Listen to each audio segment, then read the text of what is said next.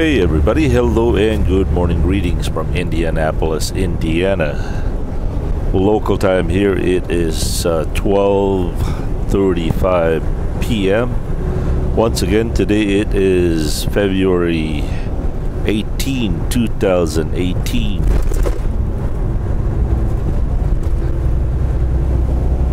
The temperature here currently is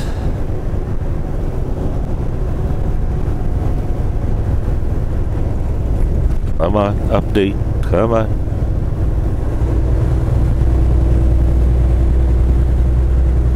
Yeah, sprint. Well, according to Baby Blue, it's 36 degrees. Oh, 37 degrees over here. That's not too bad.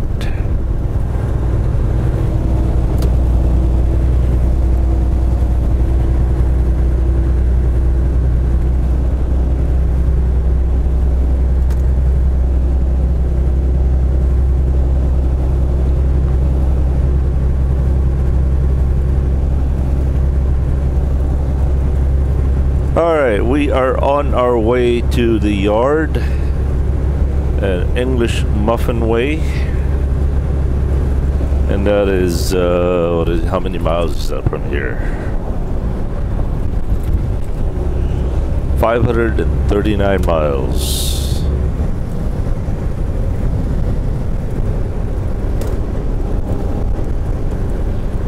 Certainly is a beautiful day out here in Indianapolis.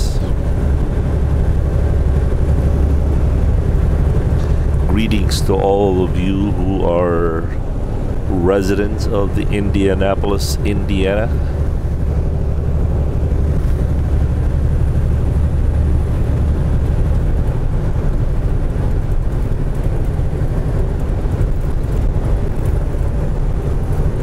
Once again, I highly encourage you guys to check out Larry's channel.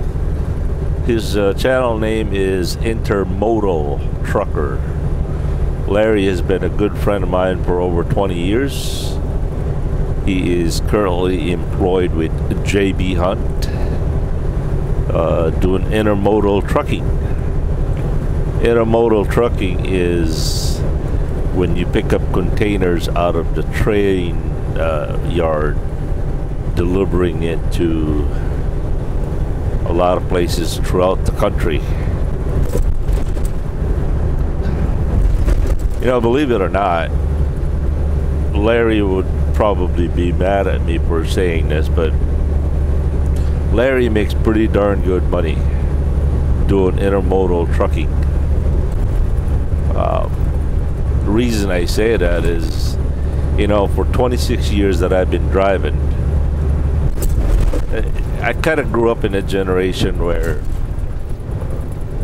drivers made fun of JB Hunt, Snyder, Swift, Warner's. You know, they were the punchlines of the joke, and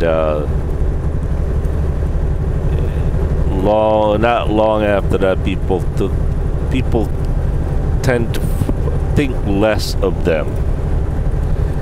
And I'm here to tell you that working for JB Hunt, doing what Larry's doing, he's making a lot of money. Not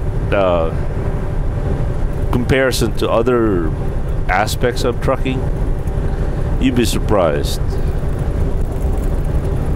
If you guys want to learn more about intermodal trucking, better ask Larry, because he could tell you all about it.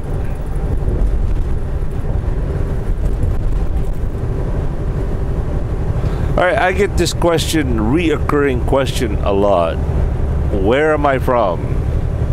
You know, many of you know where I'm from, but I guess for those of you who are new, I was born and raised in the Philippines with an American father. Make the story short, I migrated back here in the United States back in 1990. Then I lived in Sheboygan ever since. I went to truck driving school in 1990. Went to trucking industry 1991, and I've been trucking ever since. Although I must admit, the first so many years, the number of years, I can't say where or how many, but there were a number of years where I didn't work for more than 8 months out of the year. Most of the time I just stayed home, mooch on my dad. My dad was a very wealthy man, but my dad died in 2001, I believe, and well, that was the day I had to grow up. I had to step up. The faucet was turned off. Electricity was cut, figure of speech. So I had to step up, and ever since 2001, I've been working solid. Gosh, I bet you the most that I ever got as far as vacation time ever since my dad died was probably 2 weeks. One of those vacations consists of me being in bed due to a back surgery. What a way to spend a vacation, right? You know, if you go back 20 years ago and told me that I was gonna be this responsible guy, I would have laughed at you. I was the most spoiled, rotten brat, good for nothing, lazy butt. You name it. I was that immature, overgrown little kid. My mind anyway, right? So yeah, if you go back 20 years ago and told me this is where I was today, yeah, I don't think I'd believe you. It's amazing how we grew up when the time, you know, requires. But you know what, I really don't take credit for all of this. I really don't. See, I know myself like nobody else, and I just cannot imagine pulling this off on my own.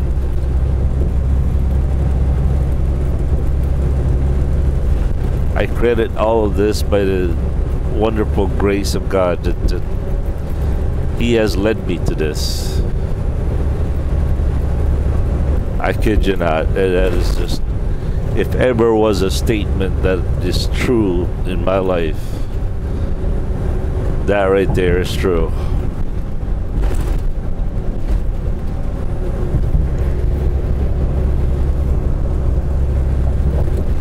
So yeah, I was born and raised in the Philippines, in the island of Camiguin Island. It's an island off of Mindanao, but I also spent my older childhood in the city of Cagayan de Oro City. Went to high school there. I went to college, by the way.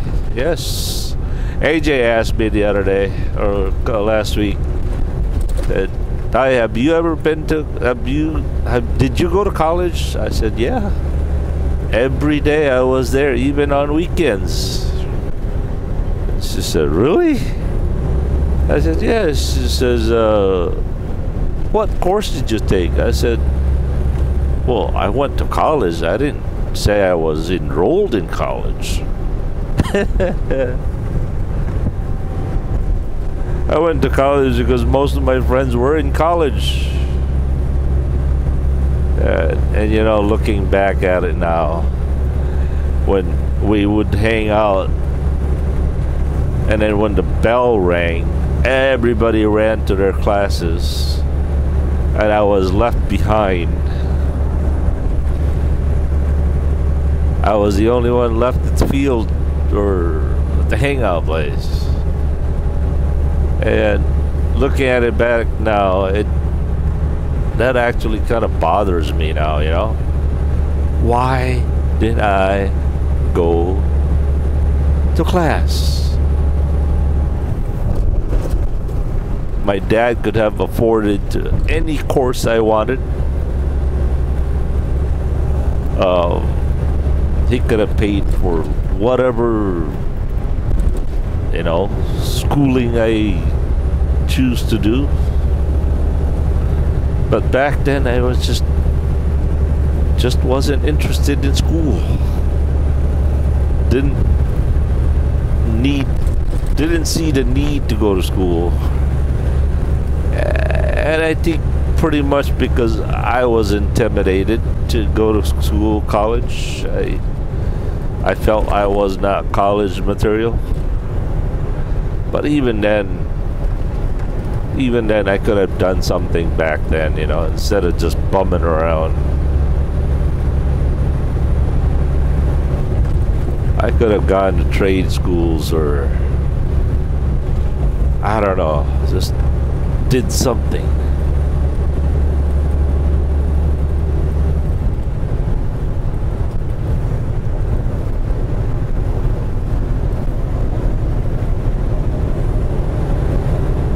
But you know, as many people say, the mistakes that we made in our younger life leads us to where we are today. And so that begs the question, if there was a time machine, would I go back in time and find my younger self and say, hey,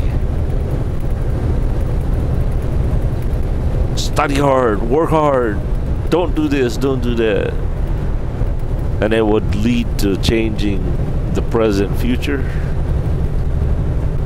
I don't think I would. I truly love what I had today. I mean, I got a faithful wife that loves me. Although she she scares me.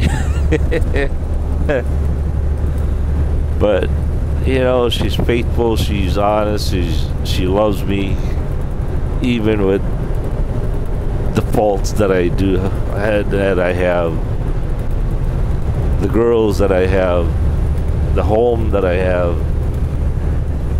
I just can't complain. It's, you know what, I am most dumbfounded by the fact that there are people out there in this world, even in this country, where we are the land of opportunity.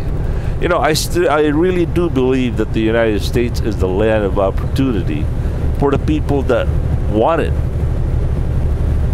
It is not a land of opportunity for people to just sit around and wait for it to come. You gotta grab it. I'm a prime example of that, I suppose. When my dad died, I was left with nothing. I inherited, a small amount, but I squandered that real quickly. So basically, what I had today, it's not because of what my dad left. Whatever my dad left was all gone before I started this journey. So what I'm trying to say is, none of this stuff that I have at the house came from my dad's inheritance. This is all on my own, of course, God's grace. So the United States is really, truly a land of opportunities, but you got to grab it. You can't just. There's an old Filipino saying, you can't just wait underneath the mango tree and lay on the ground, wait for the mango tree to fall down with your mouth open and just catch it with your mouth. Life doesn't work like that. You gotta go, if you want the mango fruit, you gotta climb the tree.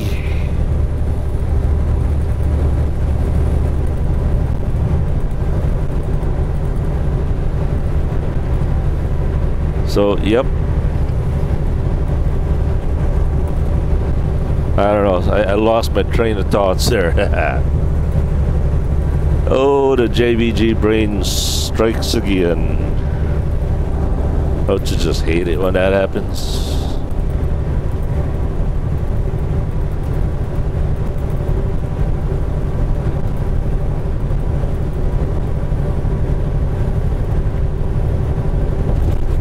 So anyway, when my dad died back in 2000 or 2001, my brother and I brought his remains back home in the island in the Philippines. In fact, many of you have seen the satellite view of his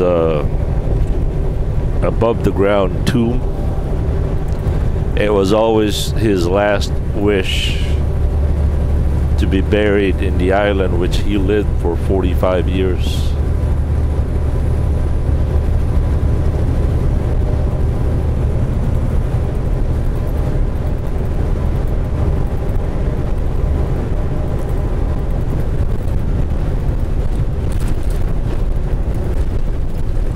Yeah, I don't think I would want to change history.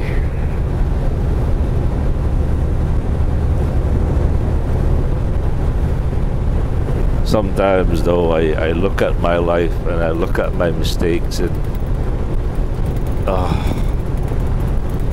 I could just fall on the ground and just die of shame.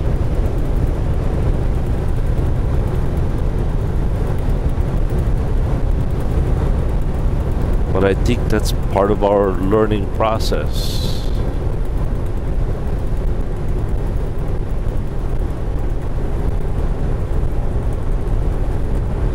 Now, how many of you out there remember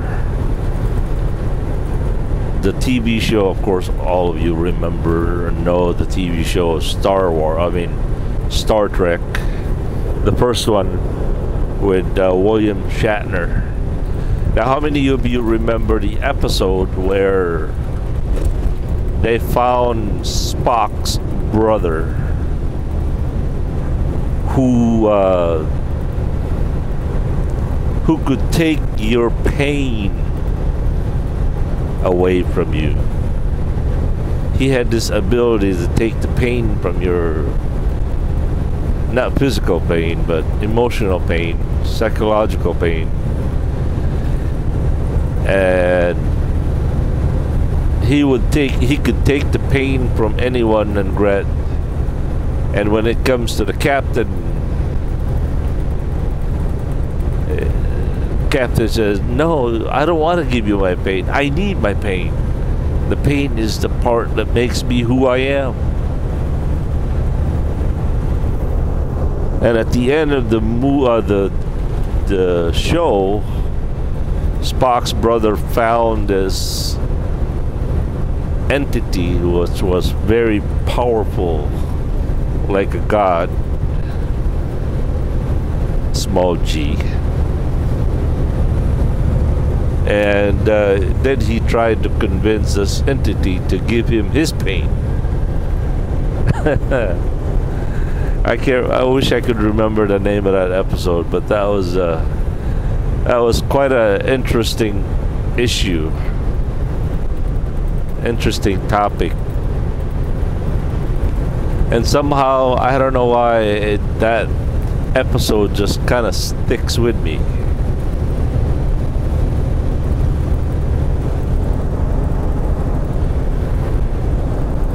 "20 minutes, holy smokies." Boy, sometimes I could blabber my mouth like crazy. Sometimes I don't want to talk. That is so weird. Alright, let's get back on that right lane. I think this is Greenfield, Indiana.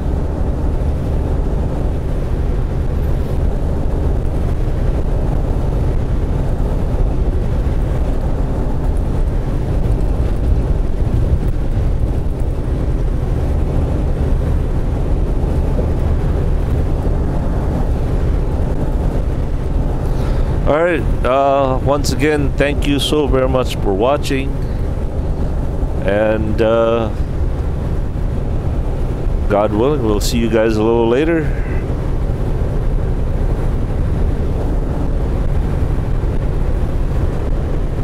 Thank you, thank you, thank you. Have a good and godly day, everyone. Johnny be good here. Peace.